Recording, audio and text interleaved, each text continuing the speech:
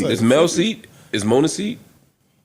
Yeah. It's not your seat, is all I'm saying. I'm good. My seat right there, nigga. You sitting in the king seat. You didn't get the memo? Well, Nah, you sitting in the king chair, nigga. I dare him play. He ain't gonna play. He do that shit for sure. I dare that nigga play with me like that. I dare you. Vacation and have a blast, nigga. Don't pay no mind to the fact that Amani's been partying great, that Mona is a powerful new hire, and that Mel will be back. None of that stuff. That shit ain't important. Come on, you think that shit's important? No. All right, man, we out. Hey, yo, look. Let that nigga fool y'all if you. Hey, and welcome to Lena Listens. My name is Lena, coming to y'all with my thoughts and reviews about the JBP. All right, y'all, I'm pretty sure it's clear as day to us what's happening right in front of us. Whether you listen to the pod or watch, you can tell that the energy and behavior towards Flip has done a complete 180. And to be honest, I'm not used to seeing it be done to him to this magnitude anyway. As I was watching the latest episode, I thought to myself, okay, cool. Not too much on Flip. It's an easygoing pod. That's great, right? We don't need crazy every time. But of course, that changed at the end of the pod. I'm just going to rapid fire a few things that made me say, yeah, something's up. For starters, I give Flip credit for keeping it cool, for the most part anyway.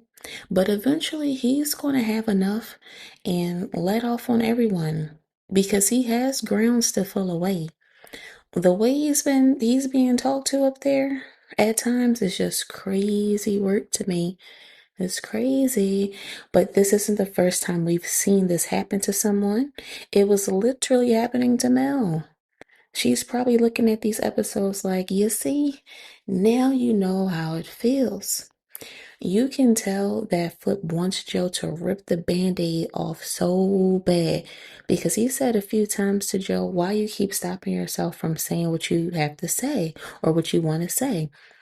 And we all know the moment Joe says what he's really thinking for real and give the real spill, Flip is going to turn all the way up. I don't know why Roscoe Dash is all the way turned up just came to mind. Took me back to my youth for a split second, but back to the pod. As I was watching, I was thinking to myself, okay, this is smooth sailing for the most part without any shooting until we got to the end of the episode. I always say those last 10 minutes, boy, those last 10 minutes. If Flip takes off the next pod, I hope he doesn't. But if he does, in the event that he does, I wouldn't be surprised because the last 8 minutes was absolutely insane. Insane. Even Ish and Ice wasn't rocking with that for real. Like what was going on. Also, whenever Mark sits in that high chair, he turns into Dark Lamont Hill every time. The line of questioning to Flip was shady. What are you alluding to, sir? What do you know that we don't? Don't lie right now, I did. But how come? Push me to the limit, nigga. I've been planted because I can't do the regular shit no more. Don't touch him. Don't touch I'm not me. even in Do this that. fight. I didn't do nothing. I was already. I stood quiet today. I played. Push me to the limit. Port of Miami. Corey, don't look at me, Corey. Yeah, I don't want to. When you go on vacation? I'll go live right now. What you mean when I go on vacation? You go on vacation? Don't go on vacation. Yeah. I was going to say. Yeah, wait. You know what I know. Wait, hold on. You still going on that vacation? I am. And it doesn't help that Joe exit on. He told Flip his argument should be basically directed towards Mark, but he's the one playing this music.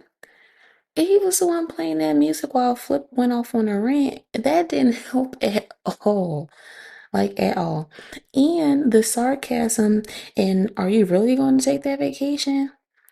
And then ran down how well everyone is doing and the new addition of Mona and Joe pretty much soft launching the return of Mel. We all can read between the lines here.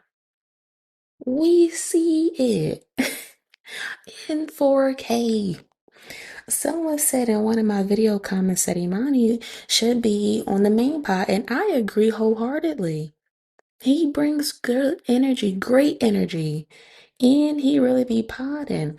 I said in my last video that I liked his and Mona's unfiltered thoughts. Like the way it can work for them. It can work for the both of them. Even when they're on the same episodes, that can work. You know, a little bit of that doesn't hurt as long as it's not disrespectful. Don't don't do too much. Don't be disrespectful, but you can still have your unfiltered and true thoughts. And that's good for the pod. Everyone brings something. There's a gazillion mics up there. Everybody could bring something. They did touch on that for a brief moment, the Mel thing that is. It was a split second, but it came with shade. And the moment I'm talking about was the clip this video started with. You know, the whole this is Mel's seat, this is Mona's seat, that part. Because them saying that Mel is coming back and that's Mel's seat and mentioning everyone, breaking everyone down, like, you know, that gives us grounds to think that Mel will be returning. It can be. We don't know. We just got to see. If Flip takes his vacation, he said 2 months. 2 months is a long time away from the pod. Shoot, even 1 month is a long time, but I get it. Look how everyone went into a frenzy about Mel still being away. Rightfully so, though, because she's on the pod and we didn't hear a peep about why she's been gone for a month. With Flip, if he takes his vacation, we can at least say, okay, cool. He did say he was going to take 2 months for personal and his own business reasons. I always say having motion outside the pod isn't bad as long as the timing works for both sides. It works for everybody. But I can't help but to think, and this can all be totally wrong or off completely, but if Mel comes back when Flip goes on vacation, that's going to tell us all we needed to know from the episode she left early on back in August. That's going to tell us all we need to know. Are they going to pull a Martin and Gina?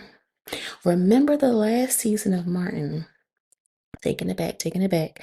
Last season of Martin, where Tisha and Martin didn't film on the same days or was in the same scenes because of their own personal differences.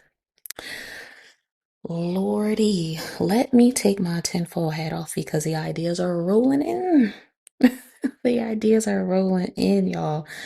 I don't know. Like, I'm literally just thinking about what that could be, what that can look like. If Mel comes back when Flip is gone, that's going to tell us a whole lot. And with there being a gazillion mics up there, they can take that kind of time off in a way. You know, we're not used to seeing them take these long vacations. Like Ice was on a week vacation. We ain't never seen that before. But considering that it's a pod where it's not just 1 or 2 people and there's a gazillion mics up there, it can work. It can. All in all, this was a chill pod until the ending, of course. I'm looking forward to how the Patreon is going to play out based on how the main ended. And I'm definitely looking forward to Saturday's pod. Hopefully they shared the cues with Mona, you know, prize picks, how to say bye, all that goody good stuff. Do y'all think they're going to come? Do you think that they're coming down on Flip too hard?